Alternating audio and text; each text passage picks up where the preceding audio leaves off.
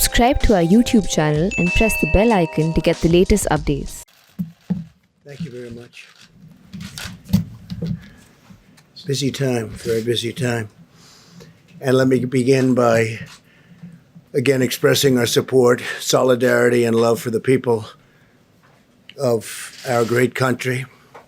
We're fighting for you, and we're enduring all of this together. And we will soon prevail together, making a lot of progress. We appreciate all of the great assistance from the governors and people within the states. The relationships have been really very good. I spoke with Governor Cuomo. We're working very hard to get additional things to New York as quickly as possible. As you know, we took care of the hospital, including personnel, the 2,500 beds that we built just recently at Javits, including personnel. And we opened it up to COVID. And that's something that we also did in Louisiana, and we're doing it in Dallas. So we have a lot of not only hospitals being built, but now we're manning the hospitals because states are, in many cases, unable to get additional people to work. It's just an incredible situation. There's never been anything like this.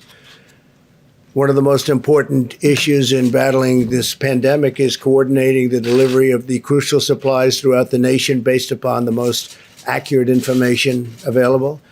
And we've got the best healthcare and disaster experts anywhere in the world, and everybody will tell you that. And we're dealing with big parts of the world and helping them also through this horrible situation. We're at 151 nations are going through it. We're working to ensure that the supplies are delivered where and when they're needed. In some cases, we're telling governors, we can't go there because we don't think you need it and we think someplace else needs it. And pretty much so far, we've been right about that. And we'll continue to do it as it really gets. This will be probably the toughest week between this week and next week. And there'll be a lot of death, unfortunately, but a lot less death than if this wasn't done, but there will be death. We're looking for an obvious focus in the hardest hit regions. Some of them are obvious and some aren't so obvious. They spring up, they come, and they hit you like you got hit by a club, an area that wasn't at all bothered. You look at what's going on in New Jersey. The governor's doing an excellent job, by the way, but how that sprang up. Every decision that we're making is made to save lives. It's really our sole consideration. We want to save lives. We want as few lives lost as possible. It's therefore critical that certain media outlets stop spreading false rumors and creating fear and even panic with the public. It's just incredible. I could name them, but it's the same ones, always the same ones. I guess they're looking for ratings. I don't know what they're looking for. So bad for our country. And so bad, the people understand it. You look at the levels and approval ratings, and they're the lowest they've ever been for media. It's so bad for our country, so bad for the world. You got to put it together for a little while, get this over with, and then go back to your fake news. During a national emergency, it's just essential that the federal decision makers cut through the fog of confusion in order to follow the facts and the science. Many hospital administrators that we've been in touch with, even in the really hot spots, you know what they are communicating directly with us that their level of supplies are meeting essential needs. And at the current time, they're really thrilled to be where they are. Whenever local shortages are reported, we're asking states to immediately meet the demand, and we're stockpiling large amounts in different areas, and we're going to be discussing that in a little while. But we want distributions to be made on a fair basis. We have to take care of a large country, not just certain areas of the country. But no matter where, we've been there, and we've been there very strongly. I want to thank FEMA. I want to thank the Army Corps of Engineers. I want to thank our military for what they're doing. And we're going to be adding a tremendous amount of military to help supplement the states. thousands of soldiers, thousands of medical workers, professionals, nurses, doctors, and it'll be a large number. We'll be telling them over the next very short period where they're going. They're going into war. They're going into a battle that they've never really trained for. Nobody's trained for this. Nobody's seen this. I would say since 1917, which was the greatest of them all. The greatest of this type of battle, probably the greatest of them all, right? 1917. Up to 100 million people were killed. In addition, we're working directly with hospitals and existing suppliers and distributors to ensure that those with the greatest need are prioritized. And that need changes. One day it's one state or one locale, one city, and then all of a sudden they're starting to do well. We had some very good reports coming out of the state of Washington, coming out of various parts of California. So areas that we were getting ready to really hit hard, we can now go to other areas. It looks like New York is going to be hit very hard. And Louisiana is just amazing the way it just spread up. And everyone's doing a good job, but they're going to be hit hard. Areas in the country that are not experiencing large-scale infections are requesting supplies beyond what their present circumstances require. And we talk to them and we tell them and we explain it. And for the most part, they're good with it. We think we're right. It's very understandable that officials would seek to get the most they can get for their communities. But the fears of the shortages have led to inflated requests. We have some states and areas where they're just asking for far more. I mean, look, we had one state asking for 40,000 ventilators. 40,000. Think of it, 40,000. It's not possible. They won't need that many, and now they're admitting they don't need that many, but we're getting as many as we can to them. Again, nobody's ever seen anything like this in terms of ventilators, in terms of protective equipment and uniforms and outfits. But it makes it more difficult for distributors to prioritize the real need.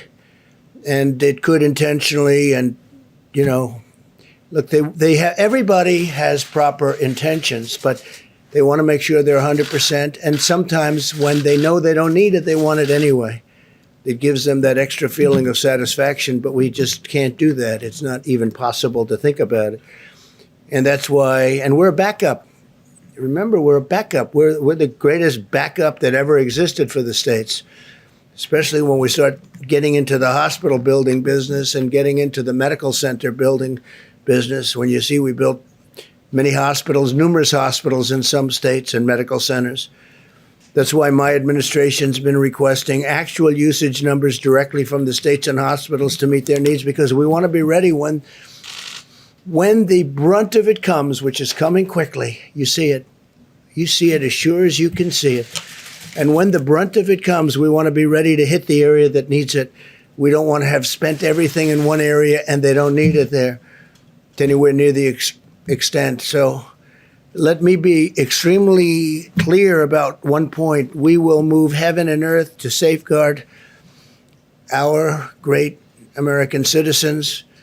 We will continue to use every power, every authority, every single resource we've got to keep our people healthy, safe, secure, and to get this thing over with. We want to finish this war. We have to get back to work. We have to open our country again. We have to open our country again. We don't want to be doing this for months and months and months. We're going to open our country again. This country wasn't meant for this. Few were. But we have to open our country again. I just spoke with the commissioners, leaders of, I would say, virtually all of the sports leagues. Rob Manfred, Commissioner of Baseball, Major League Baseball. Roger Goodell, Commissioner of the National Football League. Adam Silver, Commissioner of the National Basketball Association. Gary Bettman, Commissioner of the National Hockey League. Jay Monahan, Commissioner of the PGA Tour. Kathy Engelbert, Commissioner of the Women's National Basketball Association. Dana White, the Ultimate Fighting Championship. Vince McMahon, President of the WWE. Don Garber, Commissioner of Major League Soccer. Steve Phelps, president of NASCAR, Michael Wan, commissioner of the LPGA, Roger Penske, founder and chairman, Penske Corp., and Drew Fleming, president of the Breeders' Cup. And there are a couple of others on, and these are all the great leaders of sport, and they want to get back. They got to get back. They can't do this. Their sports weren't designed for it. The whole concept of our nation wasn't designed for it. We're going to have to get back. We want to get back soon, very soon. For example, and I have to say, we're using the Defense Production Act very powerfully. In some times directly, in many cases indirectly, just the threat of it's usually enough. But FEMA and HHS have ordered 180 million, think of that, 180 million. Who ever heard of 180 million N95 masks? And we're working now with 3M to see whether or not that all works out, but we want them to help our country. And I think it's going to be okay. We're going to soon let you know. But we need the masks. We don't want other people getting it. That's why we're instituting a lot of Defense Production Act. You could call it retaliations, because that's what it is. It's a retaliation. If people don't give us what we need for our people, we're going to be very tough, and we've been very tough. Usually we don't have to use it, but we've used it plenty. It's turning out more and more, unfortunately, and it works very well. Our supply chain logistics task force, led by Admiral John Polovchek, who's doing a fantastic job, will ensure they're distributed to the healthcare and critical infrastructure workers in the areas with the most pressing requirements. That's the 60 million masks that we're talking about, and the 180 million N95 masks. 180 million. Who ever heard of 180 million masks? And this is a incredible thing. A lot of times, and we have to stop playing this game, if a governor wants 200 ventilators, and I say, no, we're going to send you 1,000. We think you need more than 200. And then the media meets with the governor, and they say, oh, you got more? Well, it's not enough. The president should have sent more. So he's asking for 200. We give him 1,000. They say, how's the president doing? He should have given more, because that's politics. That's politics. And that's unfortunate, because we can't play that game. And, that's one party doing it, and the other party's happy. But they're all really happy, because they should have been doing this work themselves for a long period of time. Many of their cupboards were bare. With respect to the ventilators, FEMA and HHS continue to monitor the data on an hourly basis where provided by the states in order to most effectively target the distribution of supplies. We've been asking states to provide us with daily updates on the number of ventilators and their utilization rates, because some states have more ventilators than they need. They don't even like to admit it. They'll admit it when everything's over, but that doesn't help us very much. This data is vitally necessary so that we can ensure ventilators are getting to the right place at the right time. FEMA, HHS, DOD are developing resources within the next 24 hours. They will have a whole different set of criteria. Every day, it's different criteria. Every day, this horrible, invisible enemy changes a course. It changes course. If you were fighting the normal fight, you know what's happening. They hit one, they hit another, they hit another state, they hit areas that you didn't expect. But we're watching it and we're capturing it. Our goal is to stay several days ahead of the needs in each state. But we can only do that if the cities and states utilize real-time local knowledge to provide timely and precise data about actual usage. So we have to be able to do that. And if a state has ventilators, as an example, that they know they're not going to need, they should give them over, and we should move them with the other ones. We have now 10,000 in our pipeline and stockpiled, 10,000 close. And we're moving some into New York, so we're going to need some additional. We're moving some into New York City and state separately. and we're bringing them to the point where they'll need them. I can also report that at my direction, 1,000 military personnel are deploying to New York City to assist where they're needed the most. That's the hottest of all the hotspots. New Jersey is right there. It's right next to it. And I don't know if that's overflow, but New Jersey's, it's a great state, and it's a crowded state also, where you have people on top of people. It's always tough, but we're bringing some of the ventilators. We got some for New Jersey just yesterday, and we're going to bring them some more, including doctors. We're getting doctors, nurses, respiratory specialists, and other support workers. These are from the military. We're taking people now out of our military. We've been doing it, but now we're doing it on a larger basis. And I want to thank Secretary of Defense Esper, who will detail some of what we're doing tomorrow and Monday. As the situation in Washington State continues to stabilize, we're returning a 300-bed federal medical station to a different location, so where we need it, and we appreciate that. They won't be needing it, and we appreciate them letting us know we're going to move it to a different location. It was already built.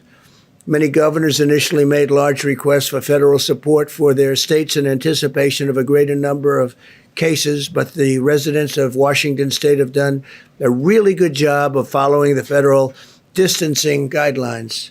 They really have. I'm also pleased to report that Oregon will be spending and sending. They're spending a lot of money because they really did stockpile well, and they're also sending 140 ventilators directly to New York, which we appreciate. And I want to thank the Vice President for the great work he's doing every day, dealing with our nation's governors. Mike Pence has been working day and night on this, and we want to get it over. He's got to get a little more sleep than he's getting. He hasn't been getting very much, I will tell you that. And we're all in this together, and it's a beautiful thing to see how people are joining forces to help one another. They really are. In addition to our courageous doctors, nurses, and healthcare workers, I also want to thank the incredible food supply workers who are feeding our nation. I spoke just a little while ago to Senator Bozeman. You know Senator Bozeman. We all do. He's a great senator. He's a great person. We spoke just this morning, and we discussed how important it is to keep our farmers and ranchers, processors, and distributors in our nation's prayers. And I want to thank the senator for the incredible job he's been doing. And a lot of the senators and congressmen and everybody's working very hard. My administration is working very aggressively to pioneer new medical countermeasures to treat and prevent infection. Working on a lot of things. We must utilize our nation's scientific brilliance to vanquish the virus. We have to vanquish the virus as quickly as we can, because we have a lot of things happening in this country, and we have a great future, but we have to get back to work. This week, the FDA established the Coronavirus Treatment Accelerator Program, which is expediting the development of new antiviral and other therapies, and they're doing it on a very rapid basis. And I think we're having some very good results. So we'll tell you about that. HHS continues to speed the development of therapies derived from human blood that have the potential to lessen the severity or shorten the length of the illness. And as you know, last Saturday, the FDA also gave emergency authorization for hydroxychloroquine.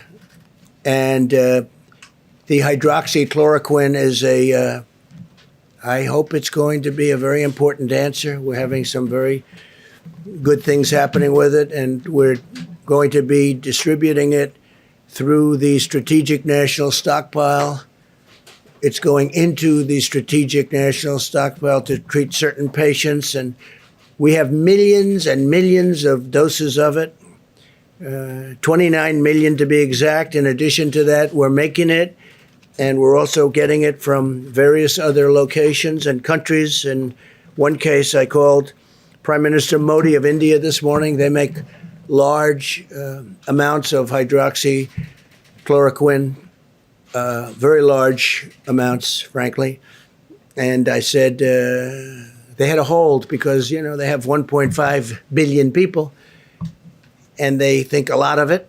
And I said, I'd appreciate if they would release the amounts that we ordered, and they are giving it serious consideration.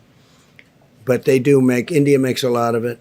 But we have already 29 million, if you look, that's a big number, 29 million doses. And we've got millions of doses that are being made here and many millions of doses that are made elsewhere that are being shipped here, and it will be arriving. We're just hearing really positive stories, and we're continuing to collect the data, but I'll just speak for myself.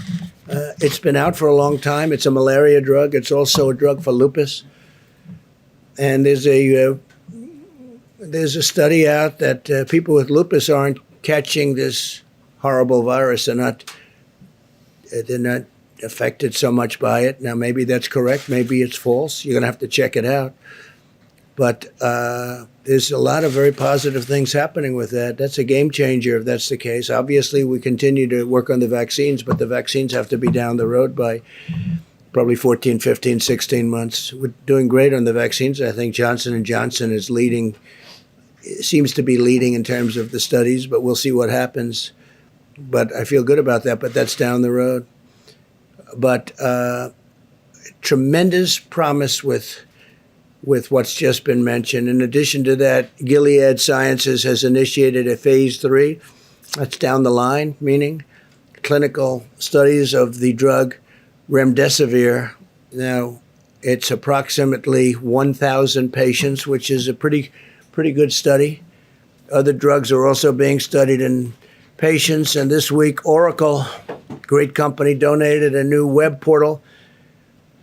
Larry Ellison, amazing guy, and platform to the government to gather real-time data on how patients are responding to the various new treatments. And they have a very sophisticated site. We'll be learning a lot from Oracle, and thank you to them.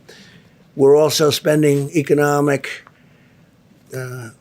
dollars like you wouldn't believe and speeding economic relief to American workers, families, and businesses. Yesterday, the Small Business Administration launched the Paycheck Protection Program to help employees keep paying their workers. In 24 hours, the Small Business Administration and over 1,200 lending partners processed over 28,000 loans. It's so far ahead of schedule, and billions of dollars. It's worked out incredibly well, and I want to thank Bank of America and J.P. Morgan Chase and a lot of the big banks that have been involved, and a lot of the community banks. Community banks have really jumped on it, and it's so far going way ahead of schedule. The SBA also clarified that faith-based organizations, including houses of worship, are eligible for the Paycheck Protection Program. That's great. As well as the Economic Injury Disaster Loan Program that you're familiar with, on the same terms as every other applicant. If we run out of funding for the Employee Retention Program, I will immediately ask Congress for more money. This is money that's really going directly to the people that need it, the small businesses that need it, and the workers that need it. Finally, because when we open, we want to open strong with businesses that are going. Remember, we had the greatest economy in the world, and then one day we were told you got to shut it down, stop it, tell everyone to stay home because of this horrible virus, and we did that. And we did the right thing, but now we have to open. We have to open our country. Finally, I can report that as of today, the State Department has successfully coordinated the safe return of more than 40,000 Americans stuck abroad on over 400 flights from 75 countries. Many of those countries were terrific in helping us, and I appreciate that very much. Some of them I had to call the leaders of the country, most of whom I know. And once I did, they snapped like you wouldn't believe. They really helped us great. So I appreciate that. So we brought back 40,000 Americans who were literally stuck in some countries with no chance of getting out. We got them back. 400 flights, 75 countries. Think of that. And those countries in almost every instance had a big problem with the virus. I want to thank the American people, most of all, for the selfless sacrifices that they're making for our nation. I know it's not pleasant, although some people have said they've gotten to know their family better, and they love their family more than ever. And that's a beautiful thing. They've actually gotten to know them. They're in the same house with their family for a long time. I guess it can also work the other way, perhaps, but we don't want to talk about that. And I want to encourage everyone to keep following our guidelines on slowing the spread. Sustaining this war effort is, and that's what it is a war effort, is the patriotic duty of every citizen. While we may be more physically distant for a time, we're closer together in the heart and in the spirit. And through this great national unity is happening. We're having a great unity developing that a lot of people didn't think would be possible to develop like this. And we will conquer the disease and restore our nation to its full and glorious might. We're doing really well, and I'm very proud of everybody out there. We're very proud of you. It's something that nobody could have ever projected. It's been over 100 years that a thing like this has happened. And the problem with this one is the contagion. It's so contagious. Nobody's ever seen anything like that, where it's so contagious. You can be feet away and just talking to somebody and catch it. You can catch it. You know how long it can live on surfaces. So things that nobody even thought of, the level of contagion. So we're getting there. We're going to make sure that it's over soon. And just keep going. It's not going to be long. And thank you very much. And with that, I'd like to ask Dr. Hahn to speak. And he's been doing yeoman's work at the FDA. Thank you very much, Doctor. Thank you. Thank you. Thank you, Mr. President. I'm going to speak about hydroxychloroquine and the efforts around that. Just to preface, I'd like to echo what the President said about the American people and the resiliency and the just terrific work. Mitigation is such an important part of our fight against the COVID-19 virus. Last week, as the President said, we issued an emergency use authorization to allow the donated hydroxychloroquine to come into the country and enter the general circulation. We are prioritizing this drug to come in for clinical trials, also into general use for physicians, because as you know, physicians, based upon their interaction with the patients, their assessment of the risks and benefits, can write a prescription for hydroxychloroquine if they think it's appropriate for the patient. Being a physician, we do this all the time, and that assessment needs to be done between a patient and a doctor. And then the third portion is we wanted to make sure that these drugs were in the circulation, in the supply chain, so that people who have them or need them for the other indications, lupus, rheumatoid arthritis, had them available. So that was the purpose of the emergency use authorization. One other thing I'd like to mention is that we on Friday stood up a formal convalescent plasma program. We have a great deal of enthusiasm for that. There are some reports that this is of benefit to patients in other countries who have had the COVID-19 virus. And what this means is taking plasma from patients who've had the virus and who have recovered and transferring the immunity, the immunoglobulins, if you will, the immunity from that person to someone who's sick. And we're hopefully expanding that across the country. The Red Cross is involved in that program, and I think it shows a great promise. It needs to be studied like other things, but just like I said before, it provides hope. We don't want to provide false hope, but definitely hope. Thank you. Thank you very much, Mr. President. I'd like to just take a couple of moments to talk a little bit about the public health aspects and how it relates to what the President just said about the need for us to begin to at least think about returning to some degree of normality. And that has to do with what's going to be happening as we end this week and we go into next week. You will be seeing, and we should not be surprised because the kinetics of how this virus works is that we're going to be seeing that there are going to be deaths that are going to continue to go up. But as I mentioned to this group and to the general public multiple times, there really is a cascading of events where you have new cases, hospitalizations, intensive care, and deaths. So at the same time that we may be seeing an increase in deaths, we want to focus on the effect of mitigation is really the number of new cases. And that's what we're going to be thinking about and looking about. So we're going to pay close attention to that, and hopefully the kinds of mitigations that we're talking about are going to have the impact to allow us to begin to think about maybe changing a bit.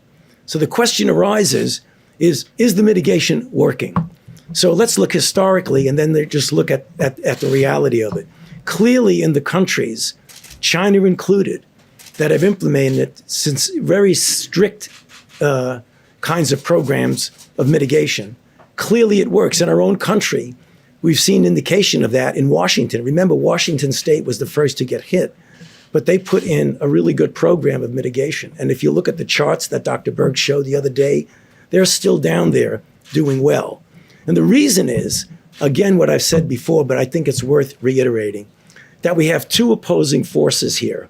The virus, which wants to do what the virus wants to do. Viruses transmit from people to people. When people are separated from each other, virus does not transmit. It doesn't go anywhere.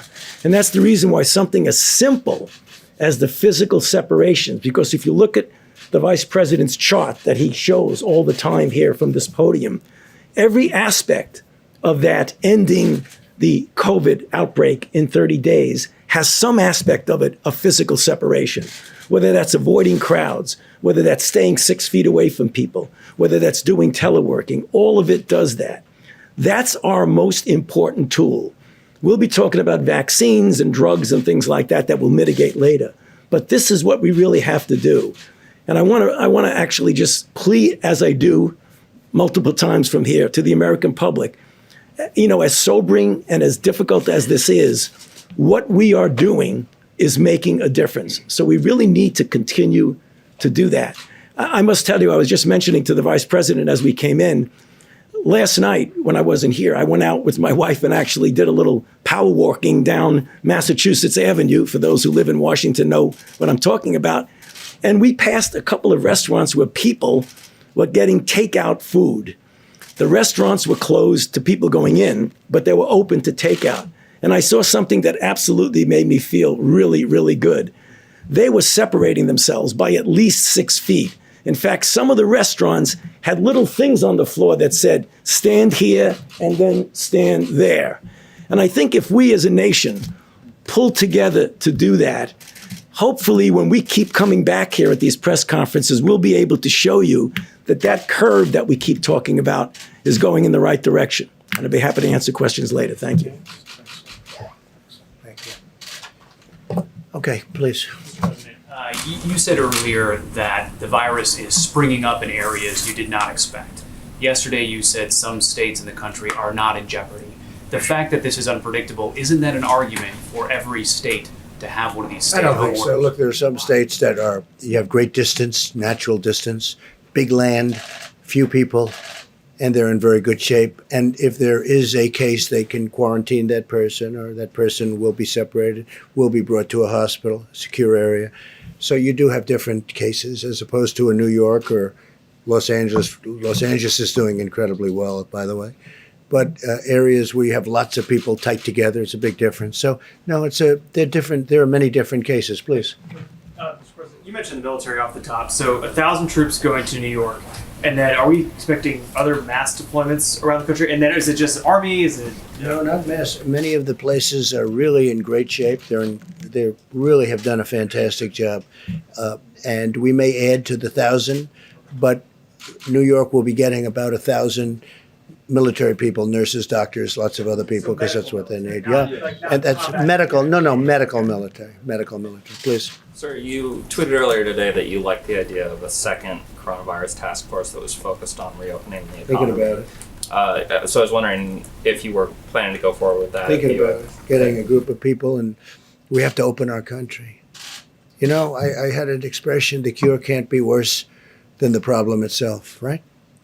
I started by saying that. And I continue to say it. The cure cannot be worse than the problem itself. We got to get our country open. Reopening, can you talk about your call with the sports commissioners? Did you say you'd like to see people back, fans back in arenas in Absolutely, August? I want fans back in the arenas. I think it's by whenever we're ready. I mean, as soon as we can. Obviously, And the fans want to be back too. You know, they want to see basketball and baseball and football and hockey. They want to see their sports. They want to go out onto the golf courses and breathe nice, clean, beautiful, fresh air. No, People can be I back can't based tell on you. the I can't science tell that you a you're date, seeing. but I think it's going to be sooner rather than later. But and you know, we're not going to have separation for the rest of our times on the planet. We need it for this period of time, but eventually people are going to be able to occupy those seats in arenas next to each other, like we have for all of my life and all of your life. They want to sit next to each other at restaurants. They don't want to be, 6 feet away. And some restaurant man called up. He said, I'm worried because I have a small restaurant with not too many seats. I think he said 120. And he said, if I practice what this is, I'm down to 30 seats. I can't make it. I said, don't worry about it. That's for a short period of time. You'll be back to your number of seats. We can't do that. Otherwise, you're making everything. That means your stadium is half the size of what it was a month ago. No. They're going to be close together, but they're going to be breathing air that's not infected, that's not going to kill people. Please. Since you're not committing to pack the stadiums by August, what are your contingency Well, I'm not plans? committing to it. I'm not committing to it. We're going to see where we are. That'd be great if we could. But we're going to be back to good health soon, in my opinion. We're making a lot of progress. And we're making progress because, as Tony told the story about the restaurant and about how they were separated sort of automatically, people are doing that. People are doing that. They're staying in their homes. They don't want to go out. They're doing what they know is the right thing to do. It's not very complicated. It's in many ways it's a very beautiful thing to see. Yeah. Contingency plans for the Republican National Convention. We have no contingency plan. We're having the convention at the end of August, and we think by the end of August we'll be in good shape. We have no contingency. It's going to be in North Carolina, as you know, in Charlotte. And I think we're going to have a great convention. I notice, I think we had an opponent, but I almost didn't know who it was. He got 0.00001% of the vote. But I heard he dropped out 3 or 4 weeks ago. I'm not sure. Maybe you could tell me. That's the kind of opponent I had.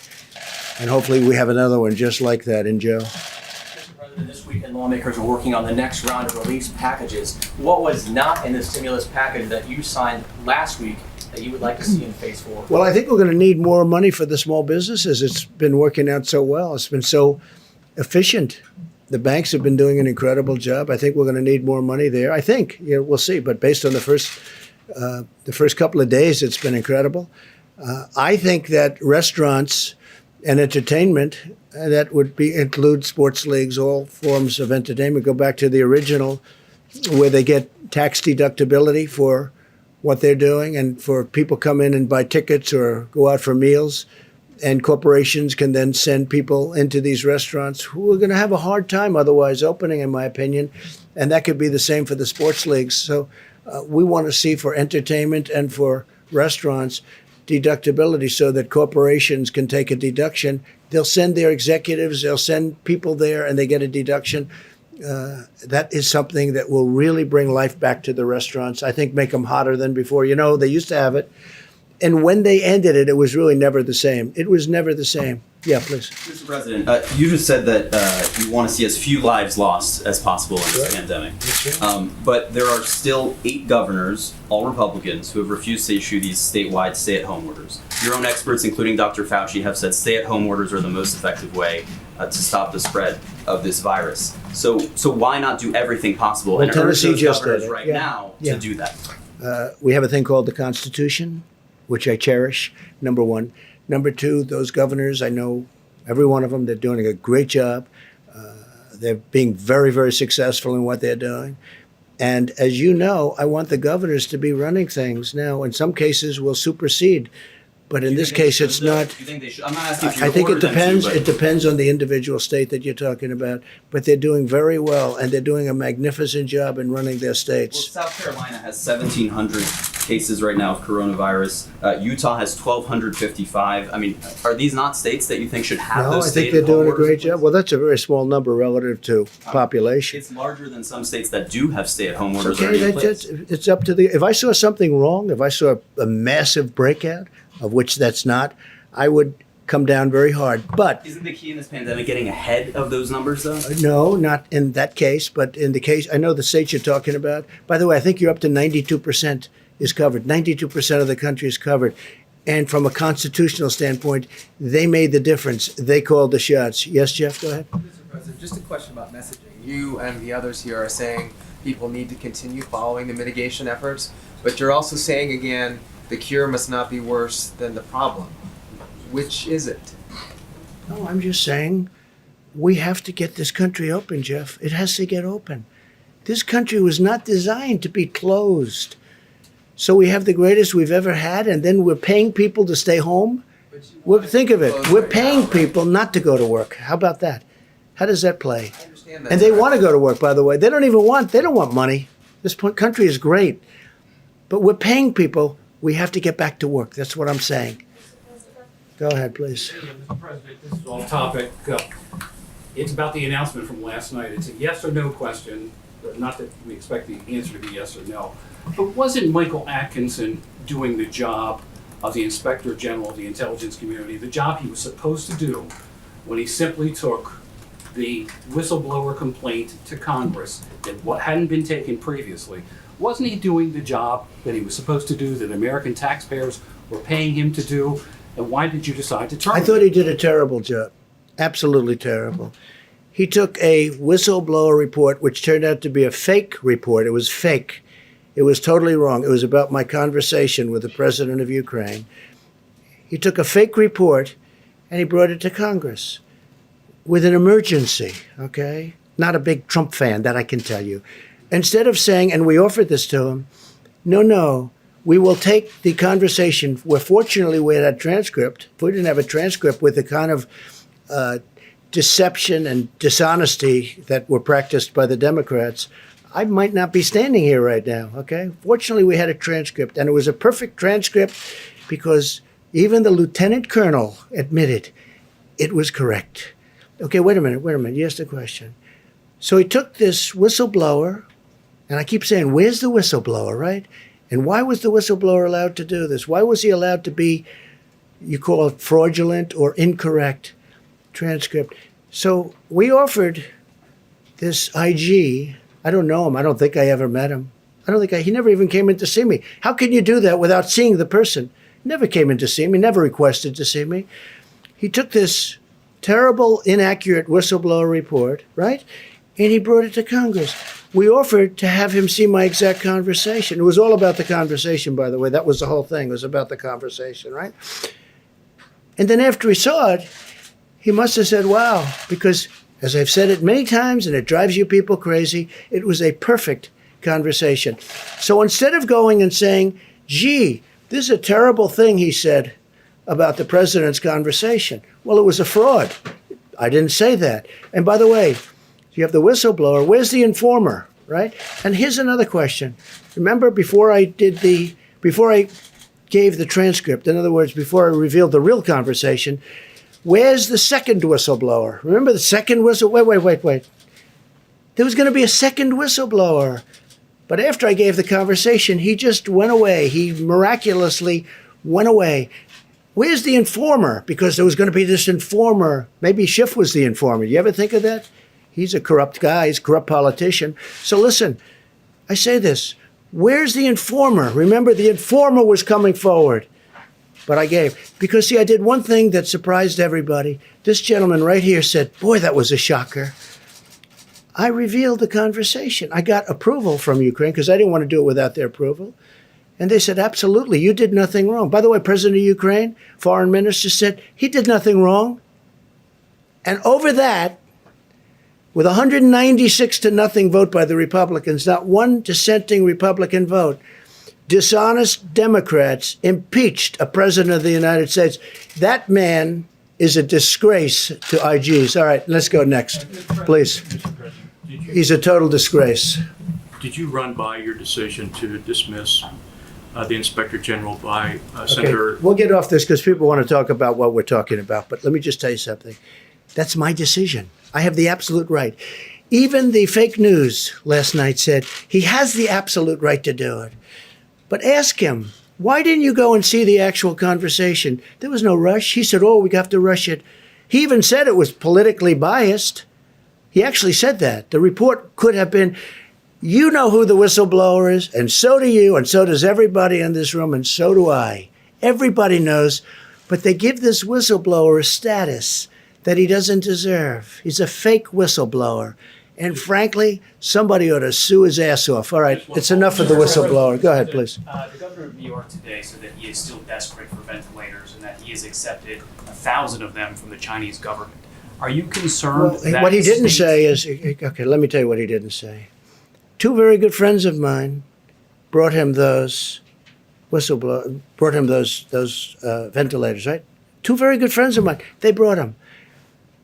If you'd like their name, I'll give you their name. But should states and No, but cities have the to governor rely didn't on mention China that. and Russia It came to supply? through the Chinese, the country of China.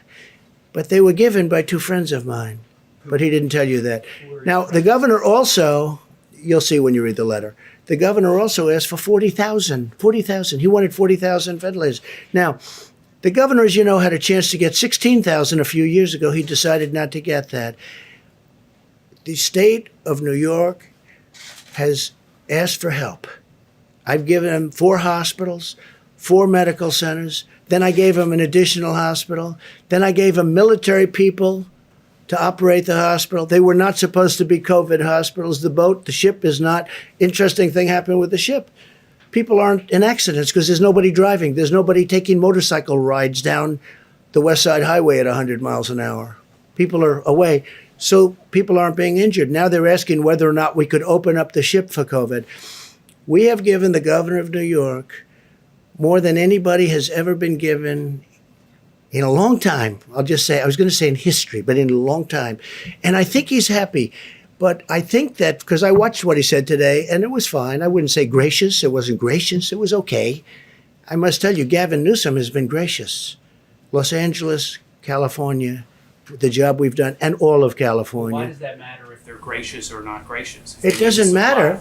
It doesn't matter. But I think when we've given as much as we've given to New York, somebody should say nice. I'll tell you who's been very nice. Mayor de Blasio has been very nice. He understands what we've given him.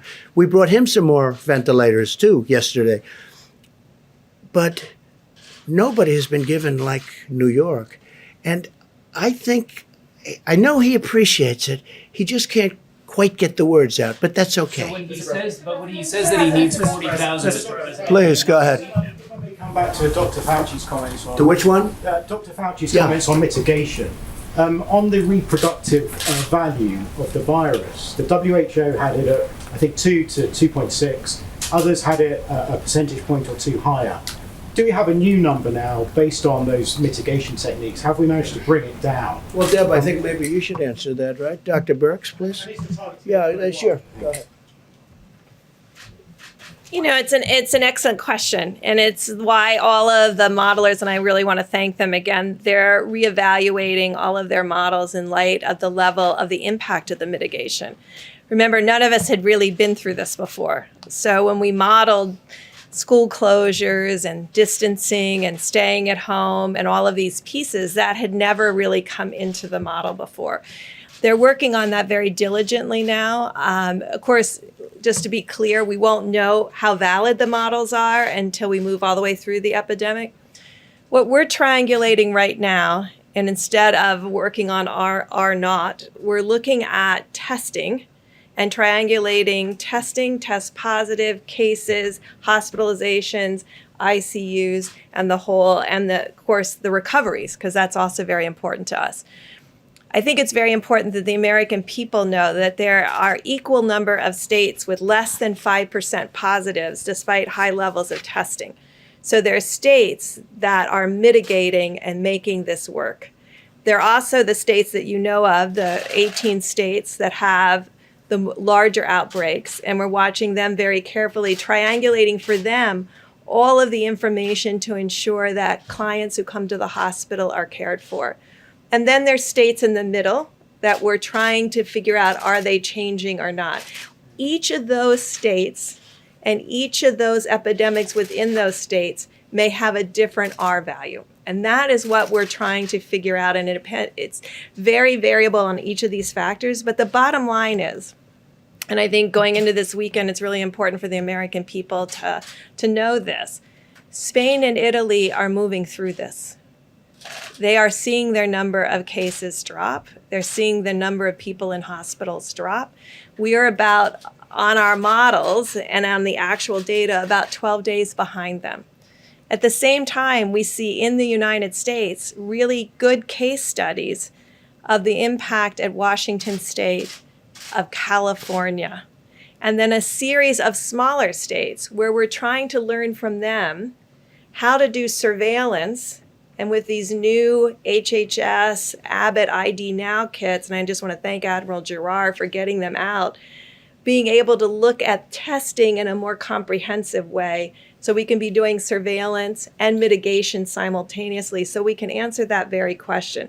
It's going to be very difficult to answer at this moment across the United States because each metro cluster is on a different pathway as they move through the epidemic. And I think we just really ought to emphasize through, because we see Italy, we see Spain moving through, and we hope to be in that same position.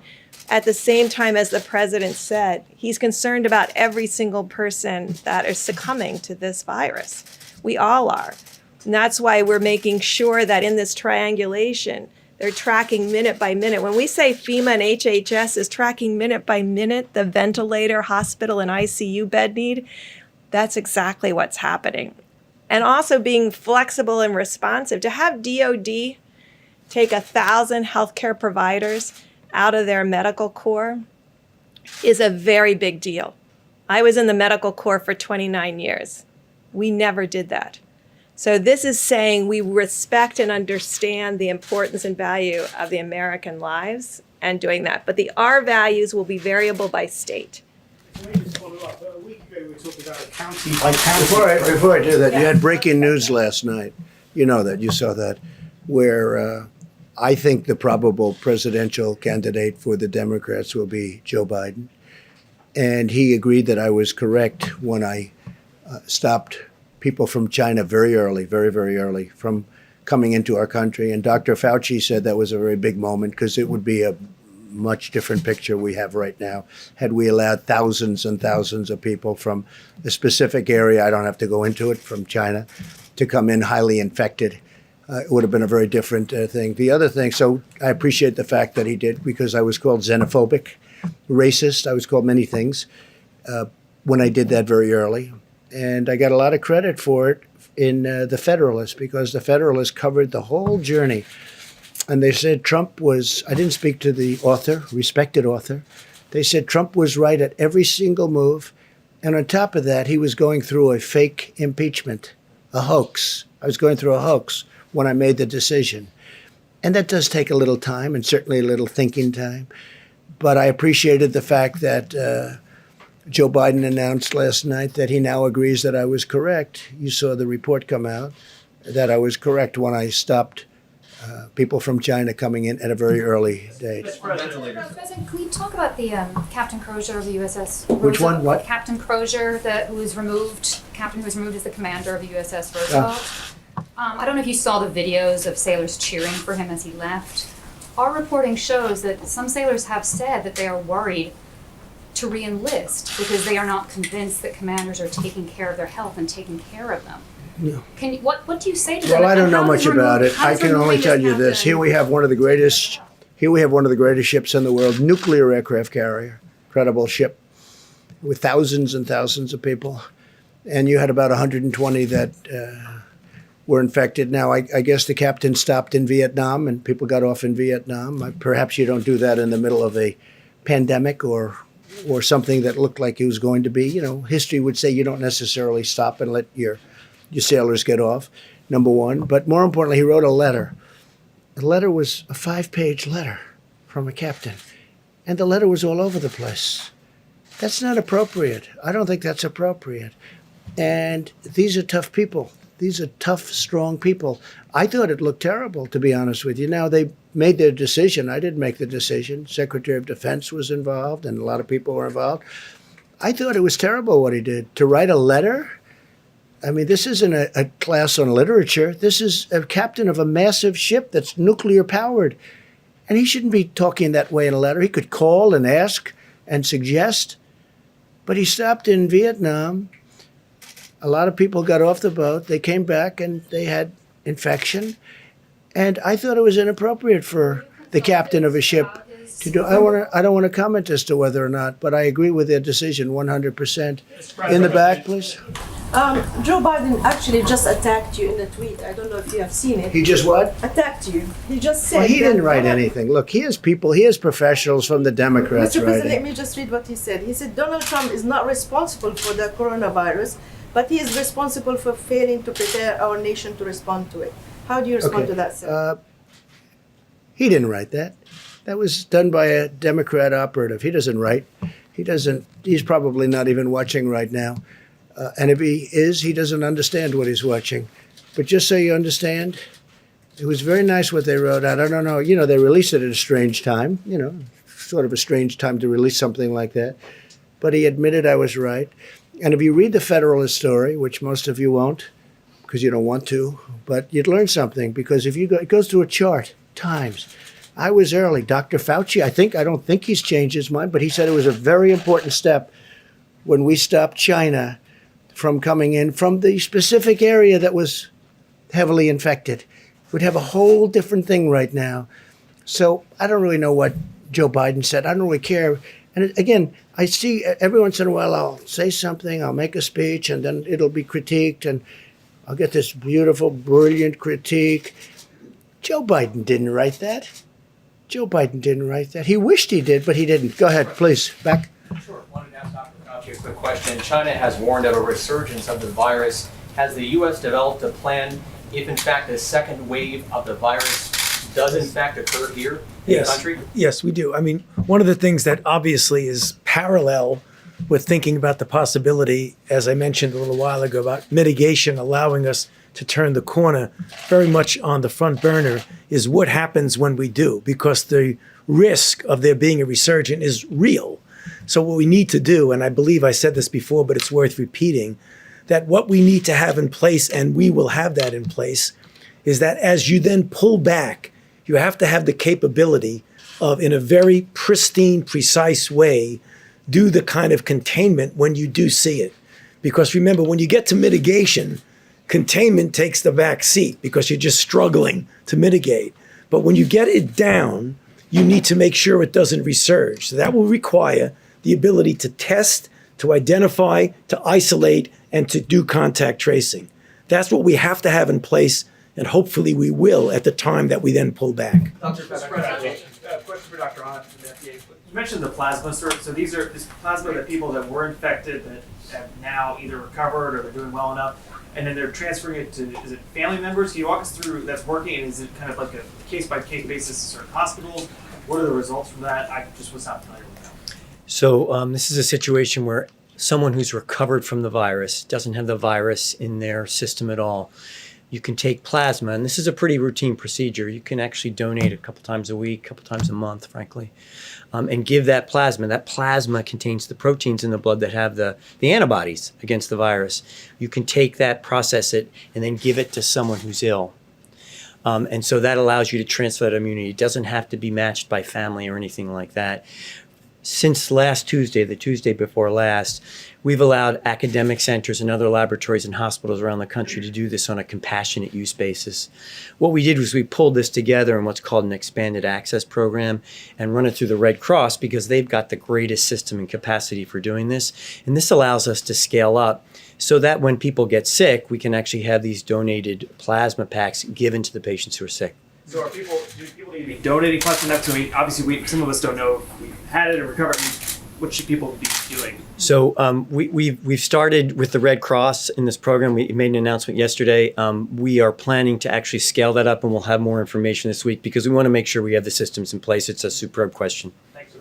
Right, Jeff, go ahead. Mr. President, can you clarify the situation with 3M right now? Germany said that it was an act of piracy, that 200,000 masks were apparently diverted from Thailand to the United States instead of to Berlin. Is that a miscommunication? Did that actually happen? And should 3M be fulfilling contracts for We're very masks to other disappointed in 3M. They should be taking care of our country, and they can sell to others, but they should be taking care of our country. The people that have dealt with them have dealt successfully with many companies over the last month. They don't like the way 3M has treated our country. They don't, frankly, like the representatives of 3M. And no act of you said piracy, right? Piracy? For German. There's been no act of piracy. No, there's been no act of piracy. It's the opposite. 3M has not treated our country well. And if they do, great. And if they don't, they're going to have a hell of a price to pay. Okay? I say it that way. And I watched him on television on something talking about how this is so hard to believe, so hard to fathom. They ought to get their act together, because I got involved and I looked at what happened, and they have not, 3M has not treated our country well. Just clarify about that German order. Go ahead, please. Was that the verdict, or was that not? We'll get you the information. I was wondering about what you're seeing as far as these patients in regards to coronavirus. I know the president mentioned this earlier, but what does the medicine say? What is the question? Is that what is the incidence of coronavirus? If you have lupus, do you have a greater chance of getting coronavirus? There's right now. This is being looked at in a natural history study. We don't have any definitive information to be able to make any comment at that. It's an obvious good question, because it might be a way for us to get some interesting and potentially important data as to the role of those medications. But that's something that is now being looked at, but we don't have any data to be able to say anything definitively. And I hope they use the hydroxychloroquine, and they can also do it with Z-Pak, subject to your doctor's approval and all of that. But I hope they use it, because I'll tell you what do you have to lose? In some cases, they're in bad shape. What do you have to lose? It's been out there for a long time, and I hope they use it. And they're going to look at with doctors, work with doctors, get what you have to get. But we have it stockpiled, and we have a lot of it, and we're getting more of it. And as I told you, I spoke to Prime Minister Modi. We're getting more of it, but we have a lot of it. And I hope they use it, because it's been used for a long time, and therefore it's passed the safety test. FDA has been terrific. Dr. Hahn, I appreciate it very much too. But I've seen some results. Now it's early, I guess. It's early, but they should look at the lupus thing. I don't know what it says, but there's a rumor out there that because it takes care of lupus very effectively, as I understand it, it's a drug that's used for lupus. So there's a study out there that says people that have lupus haven't been catching this virus. No, maybe it's true, maybe it's not. Why don't you investigate that? And there's also other studies, with the malaria, that the malaria countries have very little people that take this drug for malaria, which is very effective for malaria, that those countries have very little of this virus. I don't know. You're going to check it out. But I think people should, if it were me, in fact, I might do it anyway. I may take it. Okay? I may take it. And I'll have to ask my doctors about that, but I may take it. Yeah, please, go ahead. Mr. President, last week, the last couple of days, you've been really optimistic about Russia and Saudi Arabia coming together on a deal on the oil. But in the last 24 hours, the OPEC Plus meeting's been pushed back. They've traded some really critical. Well, OPEC can do whatever. Look, I've been against OPEC all my life. Because what is it? It's an illegal, you could call it a cartel, you could call it a monopoly, there's a lot of different names for it. But it broke down very violently. Very violently. So I don't care about OPEC. I really don't. I couldn't care less about OPEC. Let me just say it. No. I think they're going to settle it. You know why? Because they're going to be destroyed. They're destroying themselves if they don't. Russia, it's a very important, and we had a very good conversation, President Putin and myself, very good. But Russia, a big part of their economic well-being is from oil. Well, oil is at a record low. Nobody's ever seen anything like it. It's actually lower than you even think. And it's to their advantage. Obviously, it's to Saudi Arabia's advantage. They told me they're discussing, Saudi Arabia went much further than that. He thinks that a deal is going to be made. at 10 million barrels reduction, and maybe more than that. He actually indicated it would most likely be much more than that. So we'll see what happens. I mean, we're going to see what happens. But as far as OPEC is concerned, I mean, I was against OPEC for years and years because I thought it was very unfair to our country. The beautiful thing is we have built one of the great, one of the things we've done is created so much we produce. We're the number one producer in the world right now. I don't like it for a different reason, because it's going to hurt a lot of jobs in our country, this price. It's going to hurt a lot of jobs. Now, with all of that being said, people are going to be paying 90 cents a gallon. Did you ever hear of that? What's that, 1952 or something? All right? So from that standpoint, but you know what? I am a big believer in our great energy business, and we're going to take care of our energy business. And if I have to do tariffs on oil coming from outside, or if I have to do something to protect our thousands and tens of thousands of energy workers and our great companies that produce all these jobs, I'll do whatever I have to do. Okay, yeah, ma'am, go ahead. Yeah, you tweeted a little while ago about how sad it is for kids they don't have Little League right now. But I'm wondering if you're willing to share about your youngest son and how he's dealing with life and sheltering in place, not going to school, no sports. Well, he's a good athlete, and he loves soccer, and he's like everyone else. I mean, everything's shut down. He's in his room. He's happy, but he's not as happy as he could be. He'd like to be playing sports, Barron. And let's see what happens. But we have to get back. We have to get back. Remember that. We have to get back, and we have to get back soon. Okay? On the jobs reports numbers. You guys ever stop? Do you want to keep going for a little while? Huh? I mean, do you ever stop? How many times you ask? And in many cases, it's the same. Actually, a lot of good questions. Go ahead. In the jobs But keep going, yes? Yes, sir. So you're not going to blame me that I kept it going too long? People said, oh, he kept it. Every time you'll ask it. No, I mean, no, it's amazing. Tony, every hand went up. I thought we've gone through I think every single hand went up the last time. You know what it shows you? It shows you that you love what you do. Go ahead. We do love what we do. So you do. No, you do. And some of you do it well. Not all of you. Go ahead. I'm not looking at you, by the way. So we did get the jobs reports numbers yesterday. Obviously, that's kind of a small portion because it's only the first half of March. Was there anything in there that was any sign of optimism? Obviously, we all saw the numbers, down in retail, down in hospitality. Was there anything that you said, okay, maybe with this virus we will see some sort of net gain? Look, the job numbers are what they are. We asked everybody to go home, don't work. So the numbers are going to be, astronomical. We understand that. I understood that. I know somebody said the numbers are meaningless, and then they took that to mean, jobs don't mean anything. And it was just another fake news story. It wasn't me that said it, by the way. It was a very smart person. But they meant it by saying it really is what, that's why I answer your question very carefully. The numbers are what they are. We know the numbers were going to be massive because we told everybody to go home and lock your door, essentially, right? Don't come to work. You can't come to work. Don't go outside. Don't breathe. Don't do anything. We got to open up our country. But I know that it's coming back. And in my opinion, it will come back very strong. There's a tremendous energy. There's a tremendous demand. And some good things have happened. I mean, I don't know. There's one habit that, as you know, most of you, a lot of you have covered me a long time before I did this. I was never a big believer in shaking hands. But I decided if you don't shake hands, you're not going to be winning a lot of contests. Right now, I'm not sure you have to shake hands anymore. A couple of people have told me, Deborah, you told me, that if we didn't shake hands, the incidence of flu's a big deal also. And that flu might be cut down in half. Who knew that shaking hands was such a bad thing? I felt it. I mean, I always felt it. And, I was never to a point where I can't shake somebody's hand. I knew people like that too, but there weren't too many of them. But when I ran for office, all of a sudden I'm shaking hundreds of hands. And if I don't, I wouldn't even be standing here. But I think that's a custom that maybe people don't have to. We have to get close together. We have to sit together at the stadiums. We have to sit next to each other and restaurants. All that stuff is going to happen. But I think the concept of shaking hands maybe is something that's going to be a little bit from the past. Let's see what happens. Maybe they'll go right back to shaking hands. My last question today, how about that?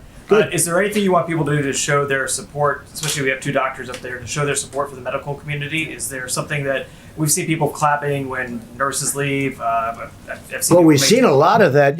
You might say something that I have seen such support. I saw this morning where everyone's they're clapping for fire department, they're clapping for police, but they are really these people are you know what they're like? They're like Tony. They're like warriors, Mike. They're like warriors. They were going into Elmhurst Hospital, which has been tragic, right near where I grew up in Queens. Going in, and the people in buildings are going. I mean, they're the rock stars. They're warriors. Nurses, doctors, first responders, what they're going through.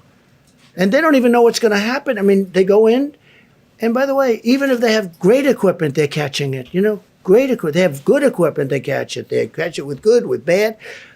It is evil. But Tony, you might say something, and Mike, you may say something about that. Yeah, I'm glad you brought up that question, because I don't think people can really fully appreciate the extraordinary effort of these people. I mean, it's amazing. I did all of my medical training in New York City in a big, busy New York City hospital at a time when it was just what you normally see in a hospital. I came to NIH, and I spent about 5 to 8 years in the very early years of the AIDS epidemic, which was just the darkest years of my life, because almost every single one of my patients died. And yet, as we knew epidemiologically, that there was very little risk. There was a small risk, but very little risk of getting infected from a patient. To see now what these brave warriors are doing in the hospitals, not only giving life-saving treatment to people, but every single day putting themselves at risk for themselves and their family. I just think that the American public owe a phenomenal debt of gratitude for these people. How do you want them to show that? And they should just salute them in every way you can. You know, when we were at war and at the height of the war in Afghanistan and Iraq, when you're at an airport and you'd see somebody with a uniform come by, everybody would do that. I think that's what we should do when we see healthcare workers, just applaud them. Pretty much what's happening. Mike, please.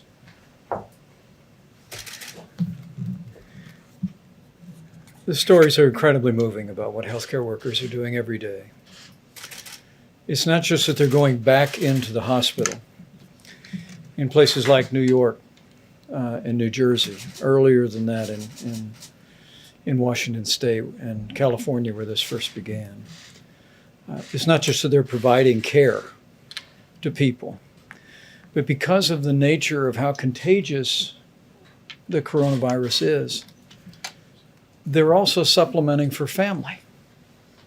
I mean, that's what gets to me. When I hear the stories that, understandably, in nursing homes and in hospitals, they're restricting visitors, then they should, to prevent the spread of the virus to be brought into the hospital or to be brought out. And so to hear the stories of healthcare workers who are holding up an iPhone while someone who's critically ill with the coronavirus may well be saying their last goodbyes to their family, and then to be there in those moments. I mean, our healthcare workers they're not just doctors and nurses today. They're supplementing for family, for people all across the country. And I just think, tomorrow's Palm Sunday. It's Holy Week in the great Christian tradition. And I have people ask me from time to time, send me an email or on the many conference calls that we have, they said, what can we be praying about?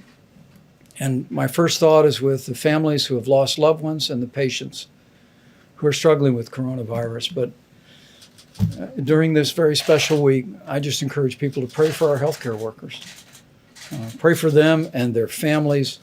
They are really the hands and feet every day, not just of healthcare, but of the heart of the American people. And we are all grateful for them every hour of the day. And think also about the Army Corps of Engineers. That's a little different, depending on where they are and where they're working.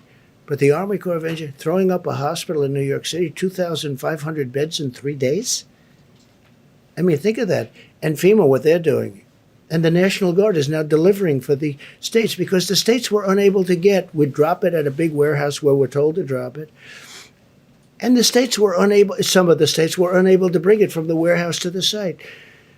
So we got the National Guard to become a delivery service, if you can believe it, and they would bring it. And some of those sites were dangerous sites. They were very dangerous sites.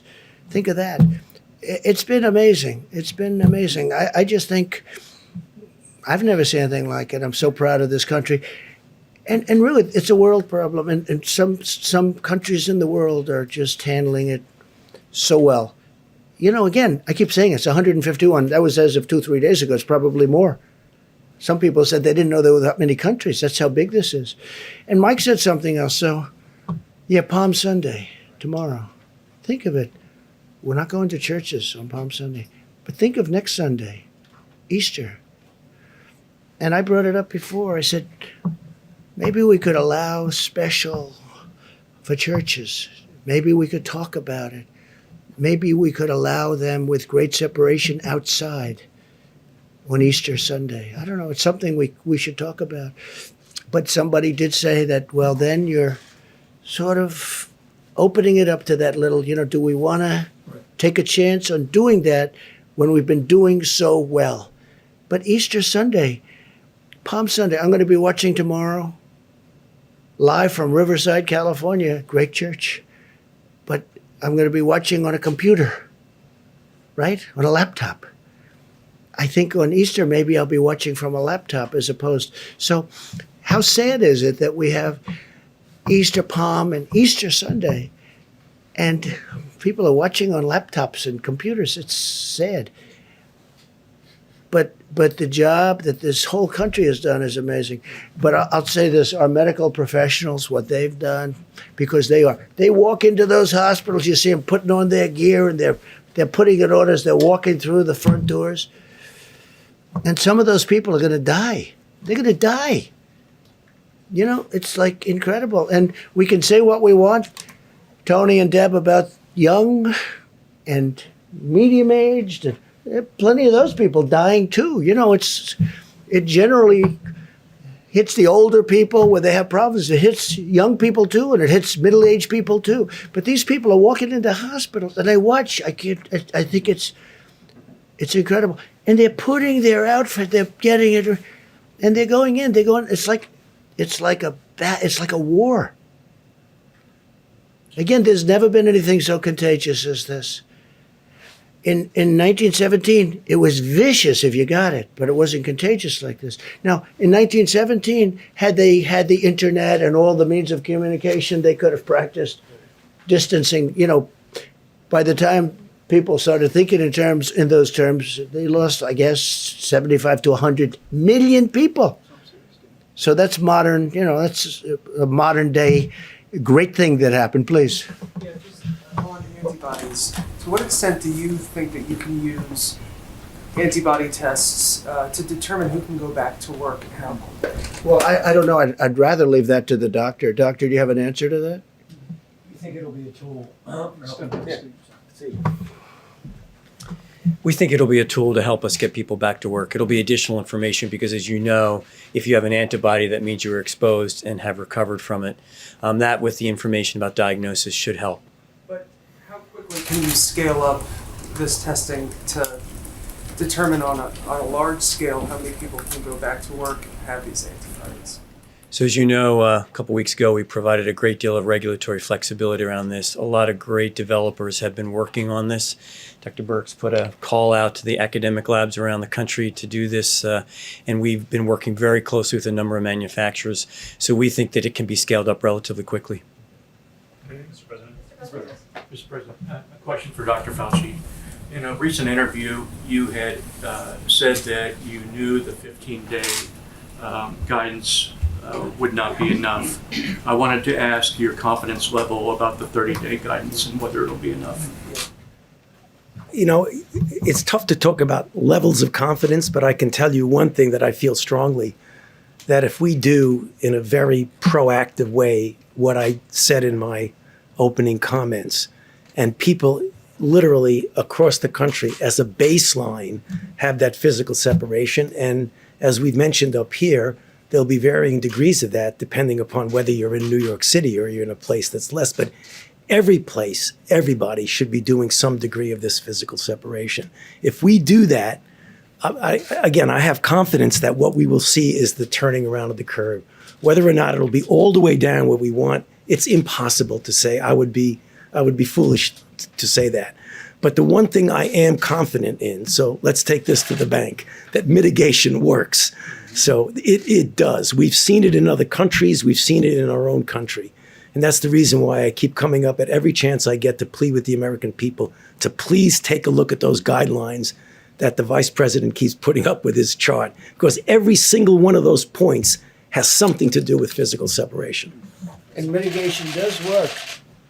But again, we're not going to destroy our country. We have to get back. Because, at a certain point, you'll lose more people this way through all of the problems caused than you will with what we're doing right now. What we're doing right now, I think it's going to be very successful. But you know what? I don't know. We have a big decision to make at a certain point. Okay? We have a big decision to make. We went this extra period of time. But I said it from the beginning, the cure cannot be worse than the problem itself. And we cannot let that happen. We have an incredible country.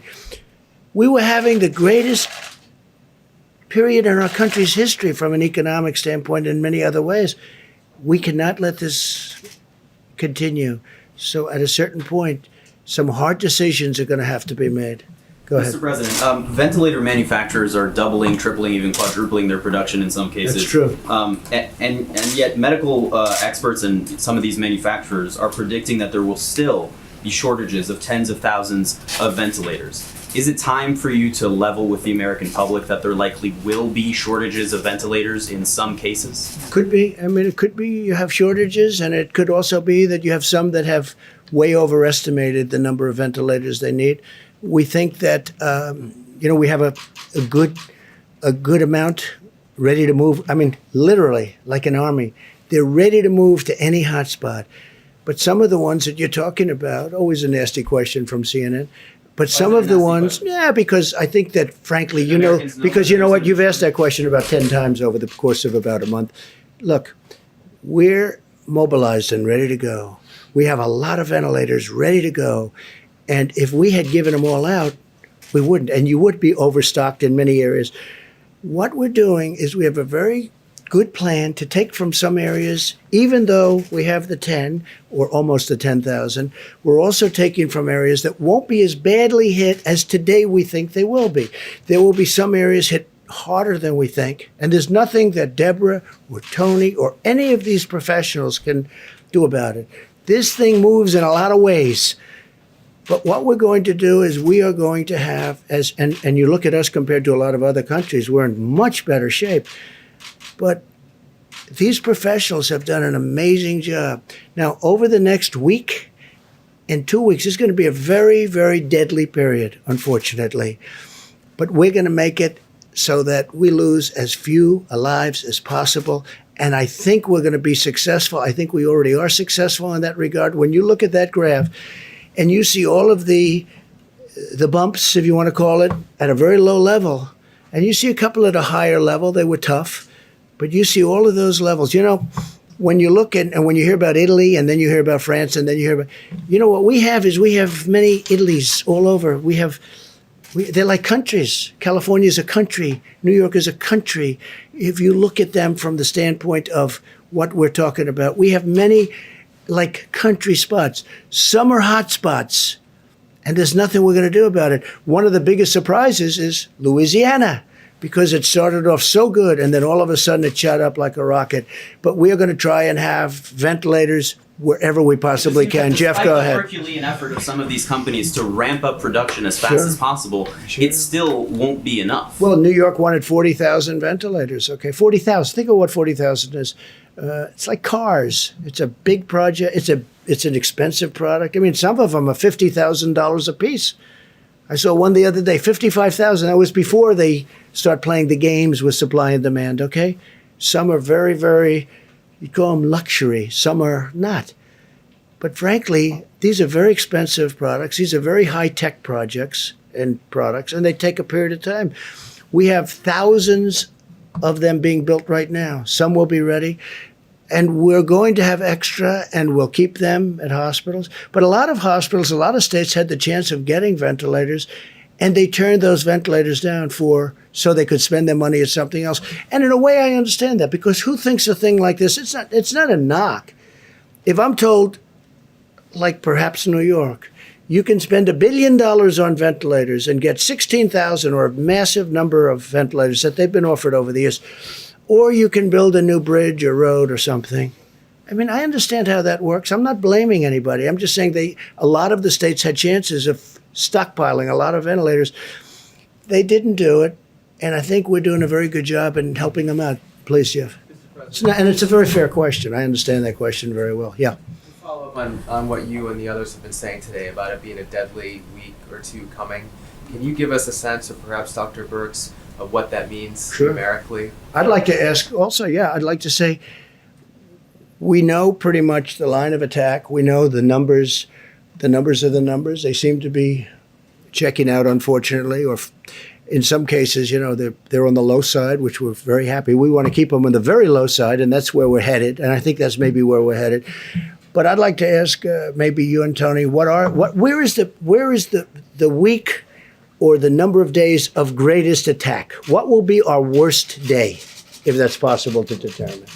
I think that's what you're asking, right? And how many deaths exactly are you expecting?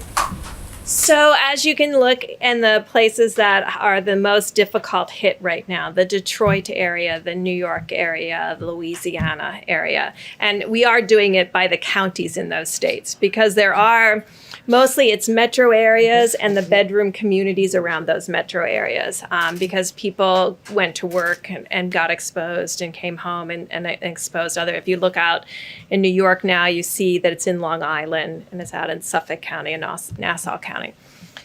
All of those counties, Wayne and Oakland, they're all on the upside of their curve of mortality. So when you get to the peak, you come down the other side. And when will that peak be? So by the predictions that are in that healthdata.org, they're predicting in those 3 hotspots, all of them hitting together in the next 6 to 7 days. Are you thinking tens of thousands of deaths in that period of time? You can go to the website. It's variable. Each one of those communities is different, but you know where New York is, how much their mortality has been, and what we're seeing today are the people who were infected 2 or 3 weeks ago. If mitigation in New York worked, and we believe it is working, the cases are going to start to go down, but the mortality will be a lag behind that because of the comorbidities and other conditions. So that's why all of the predictions are that this next week, and I think we said this last Sunday when we talked about the charts, and it's difficult to do. And we tried to prepare the American people to understand that you have to, as much as you go up, you have to come down the other side, because coming down is a reflection of the cases that were coming in before. Would you rather not say a number? I'd rather not say a number, but the numbers are available if you go to the website. I mean, you can see that there's several hundreds per day in New York. And I think Governor Cuomo has talked about that increasing still into the 500, 600, 700 range a day. So, that's very concerning to us. We, again, applaud the healthcare workers who are doing every single thing humanly possible to save more lives. And we are ensuring on a ventilator by ventilator, day by day, to get them there so that we can say and we can be there when they need it. Because we are supposed to be that group that comes in after all of the resources are exhausted. And we really applaud what Oregon did.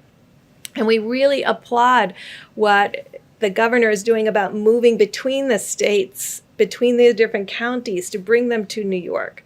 Because that's what's needed today.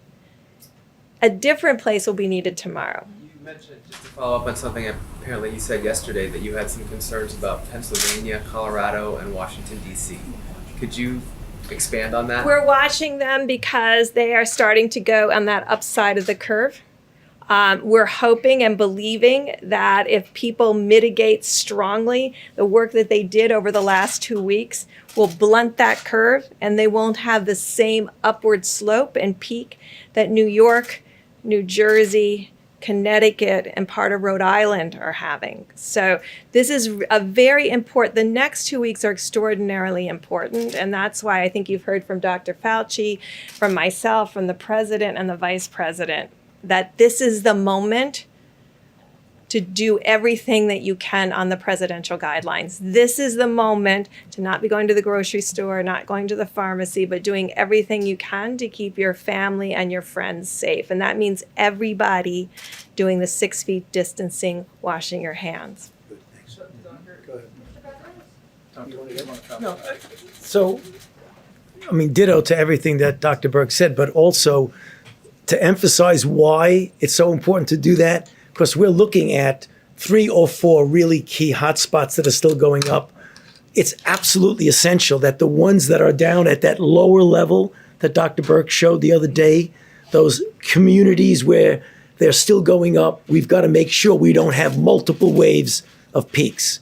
That's going to be the answer to the question of when we can start pulling back. Because if you keep having multiple peaks and different waves, that's going to make it very difficult. We put your foot on the, exactly what I said just before, and I keep repeating. Just make sure everybody does at least the minimal amount of that physical separation. Because the virus has no place to go if you're physically separated. And one of the reasons that I keep talking about hydroxychloroquine is that the question that nobody ever asks, and the question that I most hate the answer to, is what happens if you do have a ventilator? What are your chances? And I just hope that hydroxychloroquine wins, coupled with perhaps the Z-Pack, as we call it, dependent totally on your doctors and the doctors there. Because you know the answer to that question. If you do have the ventilator, you know the answer to that question. And I hate giving the answer. So I don't want to get them there. I don't want to get them there. There's a possibility. And I say it. What do you have to lose? I'll say it again. What do you have to lose? Take it. I really think they should take it. But it's their choice. And it's their doctor's choice or the doctors in the hospital. But hydroxychloroquine, try it if you'd like. The other thing, if you have a heart condition, I understand, probably you stay away from the Z-Pack. But that's an antibiotic. It can clean out the lungs. The lungs are a point of attack for this horrible virus. But when you have a ventilator, don't ask the answer because I hate it. If you have it and it's working beautifully, I don't like the answer because it's not a very high percentage. So I want to keep them out of ventilators. I want to keep them, if this drug works, it will be not a game changer because that's not a nice enough term. It will be wonderful. It'll be so beautiful. It'll be a gift from heaven if it works. Because when people go into those ventilators, you know the answers, I know the answers, and I'm glad you don't write about it. Mike, please. Well, you've heard from the experts what our task force has heard. That it's going to be a difficult week for the American people.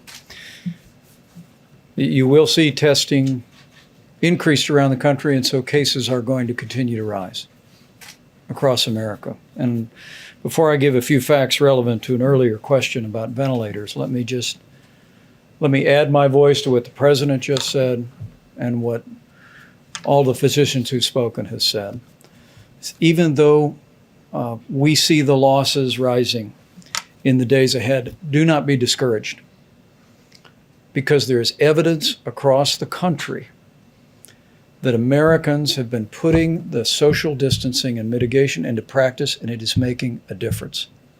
We are seeing it in the new cases that are being reported. Because remember, families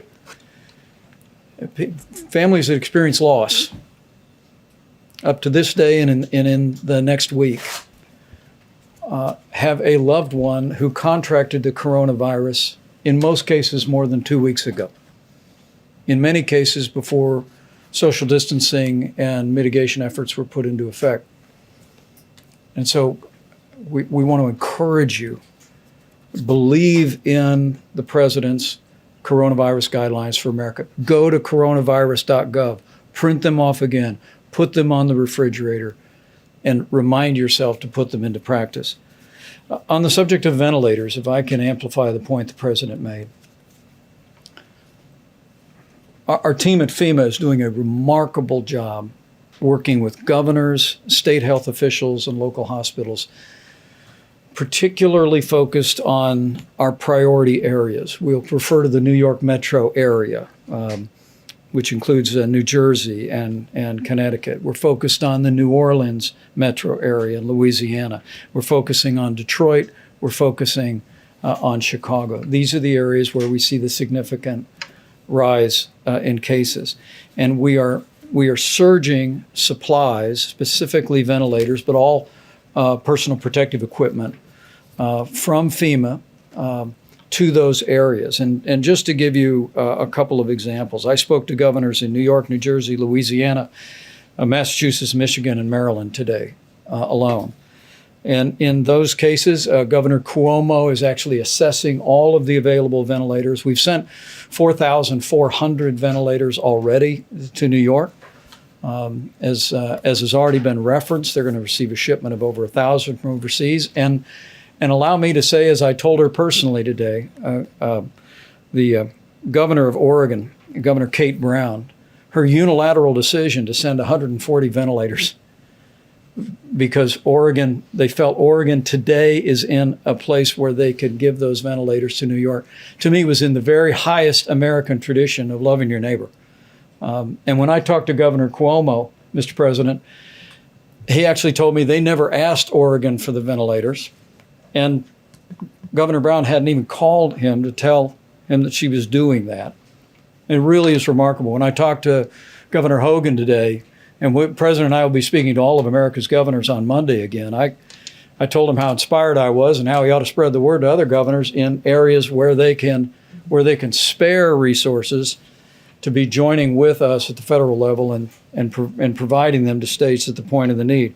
But just a few for instances. As we track New Jersey, as I told Governor Phil Murphy, we deployed 200 ventilators to New Jersey today. Louisiana, where we're monitoring literally hour by hour what's taking place in New Orleans with some encouraging news, but still great challenges. Yesterday, you heard the president say that we deployed 330,000 gowns that have been delivered to the public health systems and hospitals there, 200 ventilators. I spoke to Governor Charlie Baker today and was able to inform him. We're watching Boston area very closely. 100 ventilators are deploying today. I spoke to Governor Gretchen Whitmer today. Detroit is experiencing a significant number of cases. We're watching it carefully. And today, FEMA directed 300 ventilators to Michigan. Again, as the president said, we're all working our hearts out.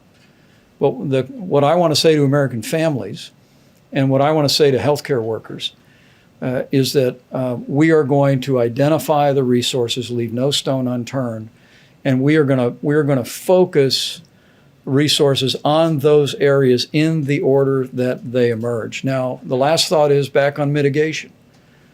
We are hoping that we do not see other major cities in the country experience what Seattle experienced, what greater New York City area is experiencing, what New Orleans is experiencing, and that's all in the hands of the American people today. So I just want to encourage you, coronavirus.gov, put into practice the president's coronavirus guidelines, and you will do your part to save lives, protect the American people, and ensure that we will have the resources to meet this moment wherever the need should arise. President, you spoke earlier about the SBA loan program that got up and running yesterday, but we're hearing from a lot of small business owners a lot of concerns about whether they will get this money. Some say some of the banks weren't ready yesterday to start processing loans. Some banks are layering, and some We're banks way are ahead of schedules. The banks have been great. layering extra JP restrictions Morgan on- Chase, Bank of America, they're so far ahead. This is typical with you in particular. We hear they're behind. They're not behind. It's been flawless so far, far beyond our expectations. You should say, I hear you're doing well, but maybe I don't even hear of any glitch. They've done billions of dollars of loans to small business. And these are great loans. These are loans that get immediately paid off. These are loans that get businesses back. I wish you could ask a question where something's working so well. Now, maybe things won't work well, and I don't mind that kind, but where something's working so well, and you ask a question in such a negative way. It's doing great. Yeah, go ahead. It's doing great. Really good. Maybe it won't in 2 weeks, and I'll respond differently, but it's doing great. You know it, and so does everyone else. Everyone's shocked how well it's doing. Has mentioned in the Who did? past, Dr. Burks. Yes. Some demographics, such as seeing that men might be more susceptible to the virus, seeing in Europe more cases among the between 30 and 50 class. Has the data that you've seen in the past 2 weeks changed that assessment? Are men more susceptible? What are I you don't think seeing? it's changed much, has it? Yeah, same pattern as Europe. Same pattern, same answer that we've given you That for the includes last. folks with between month. 30 and 50 being more adversely affected than what we've seen in Asia? No, tomorrow I'll bring you all the graphs back so you can see it. We can bring an updated graph, but it's very similar. Please. Mr. President, a few days ago you talked about possibly restricting flights from hotspots. Where Yeah. are you on that? Where's your We're looking at it very seriously right now. We're dealing with governors, we're dealing with airlines, we're dealing with a lot of different factors. It's a very difficult decision. We're also doing testing, getting into planes, very strong testing. States are doing testing of people that leave planes because they don't want to have people coming in who are infected. So understanding that and the level of testing has been enormous. Okay, and some states are saying you have to go in quarantine for 2 weeks if you come from certain areas.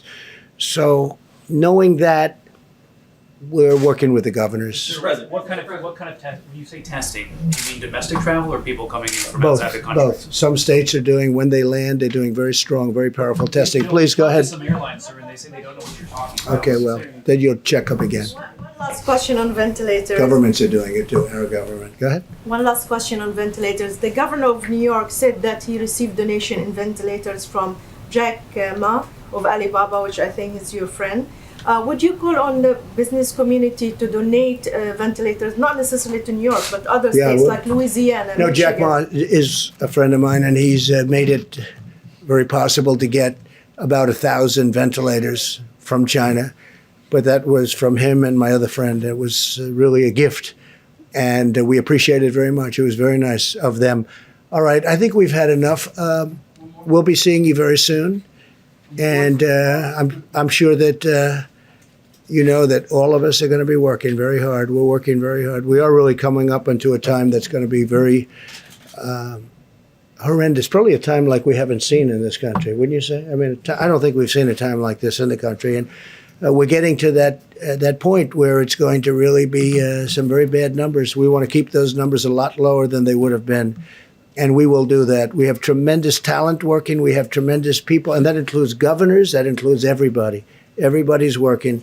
But unfortunately, we're getting to that time when the numbers are going to peak, and it's not going to be a good-looking situation. I really believe we probably have never seen anything like these kind of numbers, maybe during the war, during a World War, a World War I or II or something. But this is a war all unto itself, and it's a terrible thing. We will be seeing you soon. We'll keep you totally abreast. We're also going to be releasing new ventilator numbers because we have a lot of them coming and a lot of them going to different locations, and we appreciate it very much. Thank you. Thank you.